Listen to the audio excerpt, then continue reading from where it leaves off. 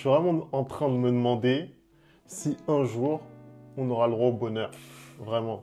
Si au moins une fois dans notre vie, on va pouvoir kiffer en regardant cette équipe en milieu de semaine. Vraiment. Est-ce qu'une fois, une seule fois, on va pouvoir kiffer, mon gars? Juste kiffer. Tu vois ce que je veux dire? Tu veux que je te réponde ou... Non, parce que je peux te répondre sincèrement. Non, vas-y. Je pense que non. Je pense que non. Ah, Vous n'avez pas ce qu'il faut. Ah, c'est Vous avez pas ce qu'il faut, les Parisiens. Vous n'avez pas ce qu'il faut. Je pense que là, en février, Femi, on va se retrouver à faire des débriefs de Bundesliga, de Première Ligue. On va se retrouver à faire des débriefs de matchs de Champions League qui ne nous concernent pas, ni le Paris Saint-Germain, ni le Real. Parce que ce que je vois ce soir, et ce que je veux voir demain... Non, c'est terrible. C'est vraiment terrible ce qui est en train de se passer. Le pire dans tout ça, c'est que je pense que c'est même pas notre pire match, tu vois ce que je veux dire? Mais il y avait la place. Honnêtement. Il y avait la place ce soir. C'est pas notre pire match, tu vois. Il y a 2-3 aspects qui me font croire que sur les 3 derniers matchs, on va peut-être pouvoir aller chercher des points. Mais sincèrement, c'est insuffisant, c'est insuffisant. On va en parler dans ce débrief, Anderson. Défaite du PSG 1-0. Dites-nous ce que vous pensez de ce match dans les commentaires, si vous avez le même ressenti que moi. Parce que moi, honnêtement, je suis fataliste par le niveau du PSG actuel. Voilà, on est face à nos limites aujourd'hui, tu vois. On peut pas, je ne sais pas si on peut faire beaucoup mieux que ça. Et par rapport à ce qu'on est capable de faire, je pense qu'on a tiré pas loin du max. Tu vois ce que je veux dire? On a tiré pas loin du max. Donc bon, on va en parler. On envoie le générique. C'est parti.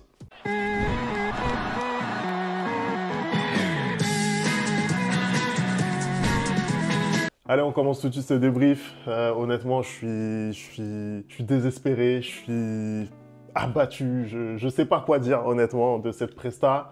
On est face à un Bayern qui a été bon, voilà, qui a été moyen plus, tu vois ce que je veux dire. Et malgré ça, on n'y arrive pas, Il y a beaucoup de raisons pour l'expliquer. Moi, je pense que la première des choses, c'est vraiment tout simplement le niveau intrinsèque de notre équipe aujourd'hui. On va se regarder les yeux dans les yeux. Il y a quelqu'un dans les commentaires qui nous a reproché de ne pas regarder la caméra. Là, vous me voyez bien. Ce que je veux dire, vous me voyez bien. Regardez dans les yeux, là. On est poncé. C'est-à-dire, aujourd'hui, on n'est plus dans le gratin européen. Il faut arrêter, tu vois. Moi, j'entends des gens qui viennent me dire oui, le top 8, ou même oui, on va gagner contre Stuttgart, on va gagner à Salzbourg, il y a des gens qui ont dit ça dans les commentaires, etc. en effet, ouais. Mais les gars, arrêtez, on n'arrive pas à gagner un seul match, les gars. Les gars, vous me parlez de oui, mais si on gagne les 2 matchs contre Salzbourg, contre Stuttgart, c'est bon, on est qualifié. Mais déjà, on va être qualifié dans quelles conditions déjà? Dans quelles conditions? On va être qualifié 23e. L'essentiel, c'est la qualification. 23e ou 24e, tu vas aller te prendre un 8e ou un 9e, tu vas prendre des gifles aller-retour, c'est tout ce qui va se passer. Donc arrêtons un petit peu de dire oui, machin, on va se qualifier facilement, etc. La réalité aujourd'hui, c'est que en termes de qualité, on est en dessous du gratin européen. Bah après, il y a des éléments quand même qui sont positifs. Moi, le point principal qui m'a plu aujourd'hui, c'est que j'ai vu des joueurs qui avaient envie vraiment de gagner ce match et qui avaient envie, qui l'ont montré par l'impact qu'ils ont mis, notamment au milieu de terrain. Bah, moi, j'allais te dire justement que je te trouvais beaucoup trop fataliste. En effet, tu peux l'être quand tu regardes les résultats et le bilan jusqu'à maintenant. On rappelle quand même que depuis le début de la saison, c'est 5 matchs, 3 défaites contre Arsenal, l'Atlético Madrid et ce soir contre le Bayern, un match nul et une victoire. Une victoire en plus avec un but contre son camp. Mais aujourd'hui, le match que fournit le Paris Saint-Germain, moi j'ai été plutôt surpris. Je ne vais pas te mentir, quand je vois les compositions d'équipe et quand je vois le début de match du Bayern Munich, je me dis que au bout de 30 minutes, 35 minutes, il va y avoir 2-0, 3-0. Et c'est pas le cas. Même si le Bayern a des situations, même si le Bayern a des occasions, il n'y a quand même pas de but. Parce que au début du match, justement, Safonov est très bon. Et surtout que cette composition, finalement, qui était un peu bizarre que met Luis Enrique, elle parvient à gêner le Bayern, notamment dans la construction et dans la relance. Paris a fait un énorme contre-pressing. Et au début, ça fonctionnait très bien. Donc franchement, quand je regarde le match de ce soir du Paris Saint-Germain contre le Bayern et les autres matchs, même où ils ont gagné, c'est le jour et la nuit, Femi. Je peux pas me dire que il n'y a pas une progression dans le jeu. Après, certes, le résultat n'est pas, parce que au final, le haut niveau, moi, j'arrête pas de le dire, c'est des détails. Et aujourd'hui, justement, le détail principal, c'est que tu te manges un but sur un corner parce que ton gardien n'arrive pas à s'imposer dans les airs parce que ton gardien n'est pas assez solide, ton gardien n'est pas assez dur sur l'homme. Hein, c'est pas un Renoir bien maffé, bien à checker. Hein, tu vois, je dis, est-ce qu'il fait bouger? Parce qu'aujourd'hui, moi, je me pose la question. Ok, Donnarumma n'est pas irréprochable. Hein, ok, Donnarumma sur les sorties aériennes, c'est pas non plus ça. Mais je suis désolé. Là, la manière dont Safonov se fait bouger, il se fait bouger comme un poussin. Hein, c'est pas normal. Je suis désolé, c'est pas normal. Il y a peut-être cette gêne de la part de Musiala. Mais gros, tu dois lui mettre un coup en fait pour qu'il dégage devant toi. Hein, c'est pas normal. Parlons des choix de Luis Enrique si tu veux bien. Dans cette compo, tu l'as dit, il y a des choses qu'on n'attendait pas. La première chose, ça a été la titularisation de Safonov. Tu m'as dit ici, Anderson, que c'était impossible qu'on le voie. Moi, je t'ai dit, le coach qu'on a, c'est un malade, c'est un terroriste. Tu vois ce que je veux dire? Moi, personnellement, j'estimais que l'enjeu du match faisait que tu ne pouvais pas le lancer aujourd'hui. Au final, parce que Safonov, au final, aujourd'hui, il te fait quand même pas mal d'arrêts. Hein. Il te sort quand même pas mal d'arrêts. Mais la principale erreur qu'il commet, c'est une erreur de remplaçant. Je suis désolé. Aujourd'hui, même si tu veux blâmer Donnarumma comme tu veux, c'est ton gardien titulaire. Il a l'expérience de ce genre de match-là. Et c'est pour ça que, pour moi, aujourd'hui, j'estime que, en fait, je fais le parallèle. Je me dis que si demain, comment ça s'appelle, le Real Madrid doit jouer ce genre de match-là, que, comment il s'appelle, Lunin était présent et Courtois revient de blessure ou Courtois était un peu mauvais, quoi qu'il arrive, Ancelotti va mettre Courtois. Et il a fait l'année dernière en Ligue des Champions, en finale de Ligue des Champions. Courtois n'avait pas joué depuis 4 mois, 6 mois, et il a dit, Courtois reste Courtois. Parce que tu as un gardien numéro 1. Et je suis désolé, ce qui te coûte la victoire aujourd'hui, c'est comment dire, un manque d'expérience. C'est un manque d'expérience parce que c'est même pas une faute technique, c'est un manque d'expérience. Comment il fait bouger. Moi, je suis pas d'accord. Je pense que déjà sur Safonov, sur le but qu'il prend, je trouve que pour moi, c'est pas une erreur manifeste comme Donnarumma a pu faire par le passé. Tu vois ce que je veux dire? Peut-être qu'il y a un peu de manque d'expérience. Il y a aussi beaucoup de malice de la part des Bavarois, notamment de Jamal Musiala. Et je trouve que la façon dont les Parisiens se sont placés, c'était un petit peu... En fait, ils se sont fait embarquer eux tous. Il y a aussi Nuno Mendes qui défend mal. Voilà, il y a énormément de choses qui vont pas là-dessus. Donc après, Safonov est fautif, on l'a dit. Et si je regarde sa presta globale, moi, je suis plutôt content parce que on lui promettait un petit peu l'enfer, on le jetait au feu comme ça, mais au final, il a répondu, il a montré qu'il avait du caractère. Il fait quand même 2-3 arrêts qui sont déterminants, qui te maintiennent dans le match. Tu vois ce que je veux dire? Des arrêts que Donnarumma n'a pas réussi à faire. Après, effectivement, sur le jeu au pied, il y a eu beaucoup de déchets, j'ai trouvé de sa part. Il y a eu aussi des choses qui ont été bien, mais beaucoup de déchets. Après, il était pas mal pressé aussi, parce qu'en fait, les deux équipes, aujourd'hui, ont fait vraiment énormément de contre-pressing. Hein, vraiment, dès qu'ils perdaient le ballon, elles pressaient énormément.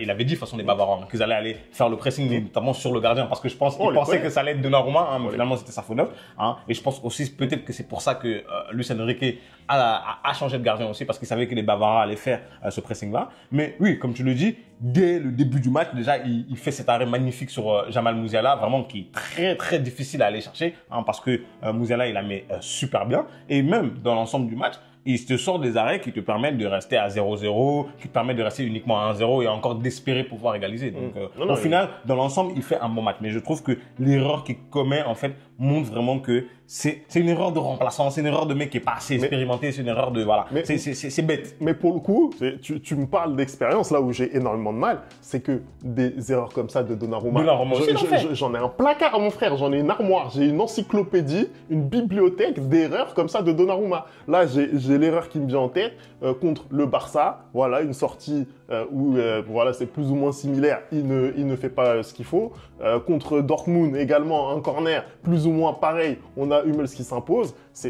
Voilà, des comme ça, j'en ai à l'appel. Donc tu peux me parler d'expérience, mais à l'arrivée, on a un gardien qui a quand même, je pense, fait son match pour son premier gros match de Ligue des Champions d'envergure. Il a montré qu'il avait je pense, le mental. Après, à voir sur la durée. Est-ce que c'est un scénario qui est amené à se répéter? Moi, personnellement, je pense pas. Je veux qu'on revienne quand même sur justement cette composition de Luis Enrique. Est-ce que toi, tu étais surpris par ce 4-4-2 et la titularisation de Fabian Ruiz? Parce qu'au final, moi, sur ce milieu de terrain, celui qui m'a le plus impressionné, justement, ça a été Fabian Ruiz dans ce match. Moi, je suis désolé. Moi, je pense que ça a été celui qui m'a le plus impressionné. Est-ce que tu as été surpris par ce 4-4-2 qu'a mis en place Luis Enrique? Alors, sur la formation, j'ai été à demi surpris parce qu'au final, moi, je pensais qu'on allait avoir plutôt un Ousmane Dembélé qui allait prendre ce rôle de faux numéro 9. Au final, c'est pas vraiment ce qu'on a vu. On a eu plutôt un vrai 4-4-2 avec vraiment 4 milieux de terrain. Donc, il a mis nos 4 milieux de terrain.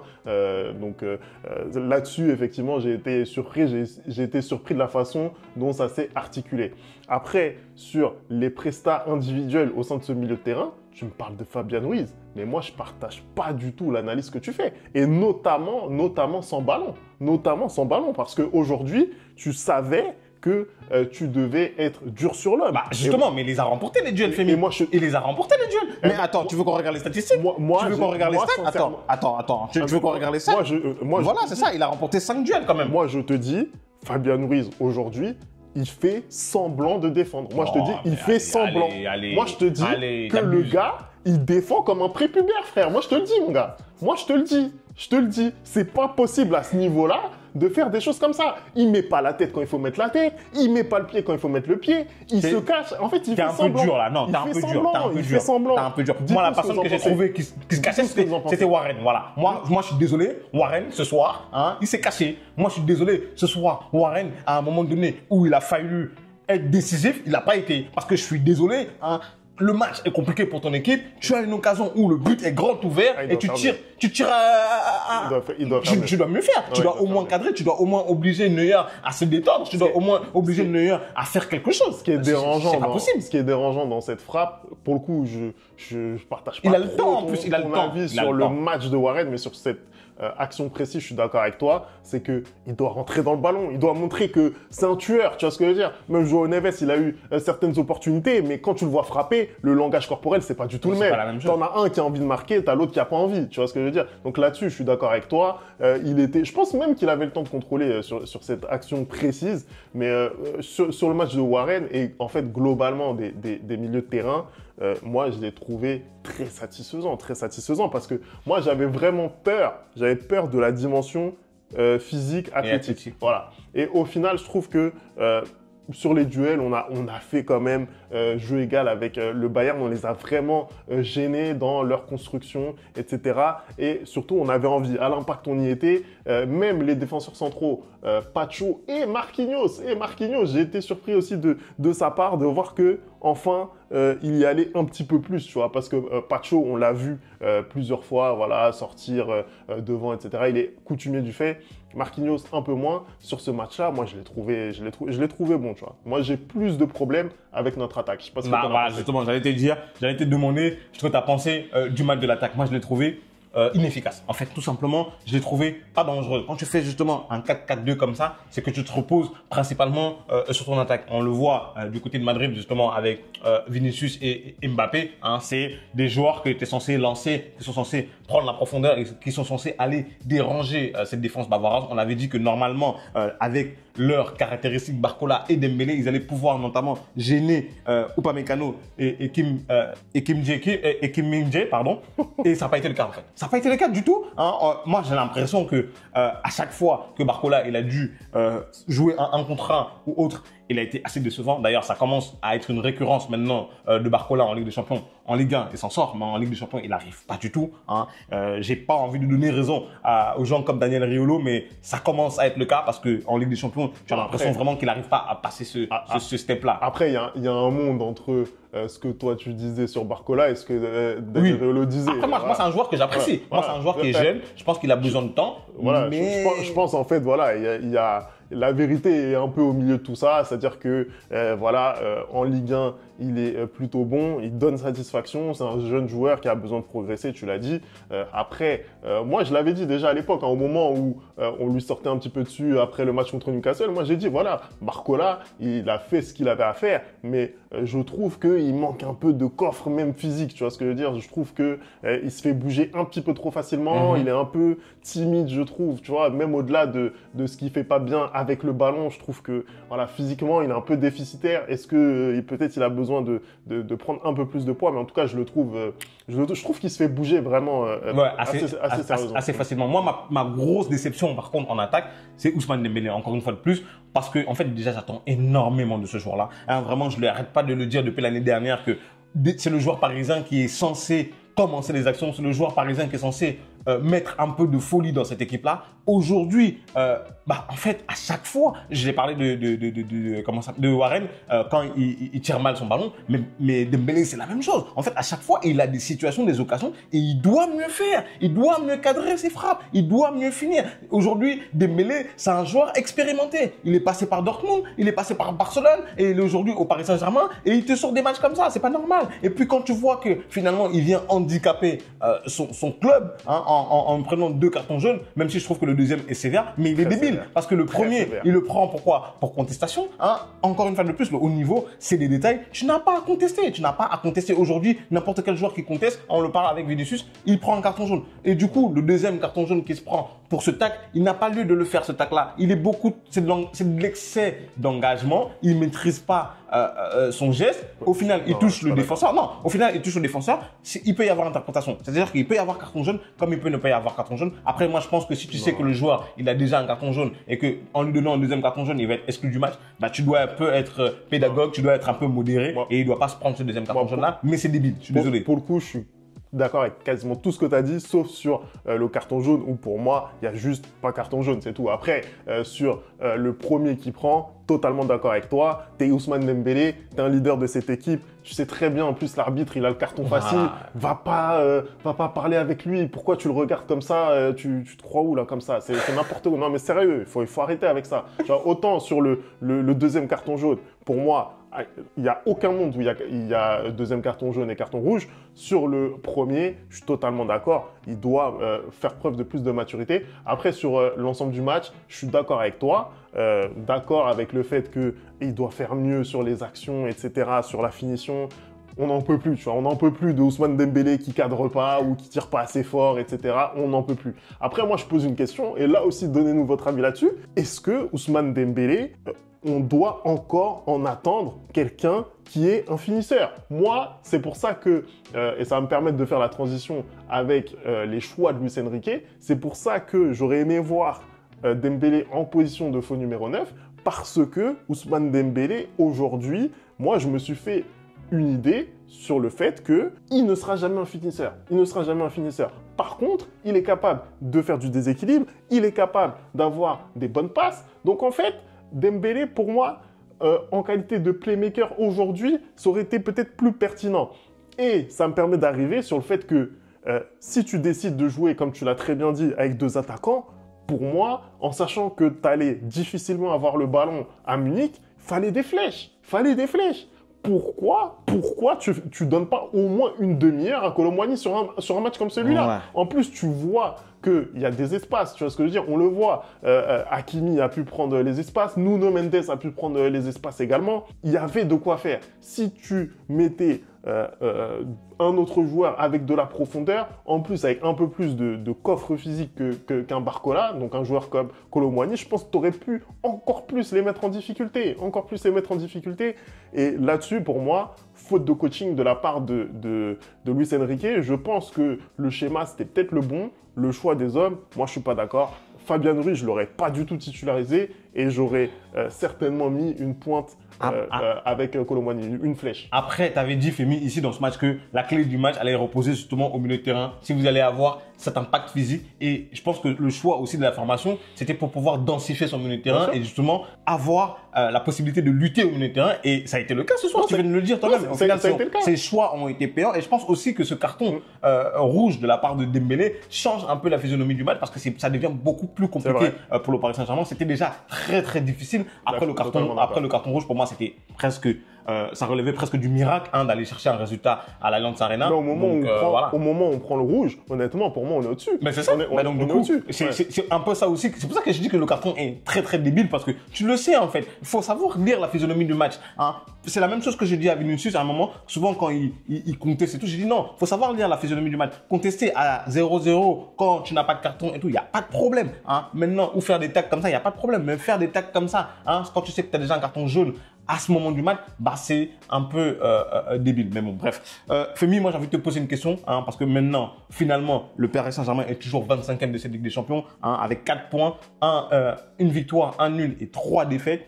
Il reste Stuttgart, il reste Salzbourg, c'est ça? Et il reste Manchester City Est-ce que tu penses que c'est possible pour Paris d'aller gagner des points là-bas et se qualifier parmi les 24 premiers? Parce que finalement, même les 8 premiers, c'est très très compliqué à aller chercher, mais parmi les 24 premiers. Arrêtez avec ça, arrêtez là, les 8 premiers, arrêtez. Arrêtez tout ça là. Arrêtez tout ça. Aujourd'hui, on est en train de parler d'une équipe qui va probablement sortir de la Ligue des Champions. C'est ça aujourd'hui la réalité du PSG. Parce que demain, juste comme ça, demain, Paris Saint-Germain peut se faire passer par Stuttgart, par Shakhtar et par Girona en fait. On peut être au-delà de la 30e place. Vous pouvez être 28e, 29e, 30e demain.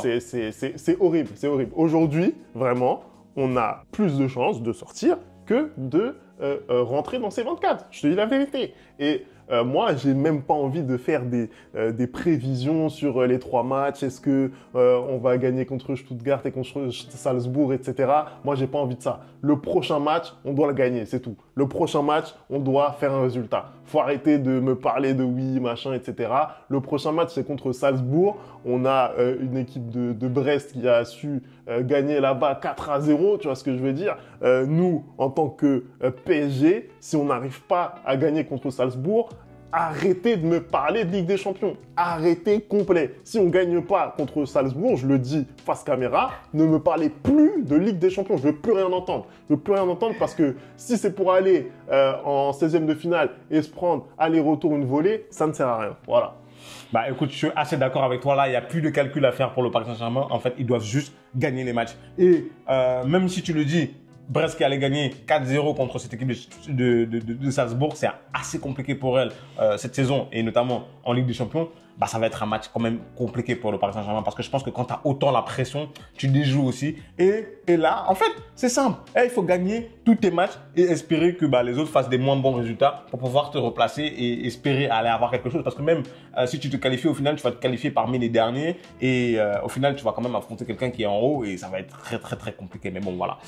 C'est eux-mêmes qui se sont mis dans cette situation-là. Hein. Il fallait gagner les matchs avant. Je suis désolé, il y a plein de matchs que tu perds, que tu n'aurais pas dû perdre et tu te retrouves dans cette situation-là. Hein. Ça va être la même chose pour mon équipe demain. Écoute, en février, on va se regarder dans les blancs des yeux. Ouais, on va aller se prendre des petits mojitos. Hein. On va aller se prendre casser les business des gens. Non, mais c'est incroyable. On va aller se prendre des petits mojitos sans alcool. Non, hein. Aller se faire des petites terrasses à Paris parce que apparemment la Ligue des Champions, ça ne regarde.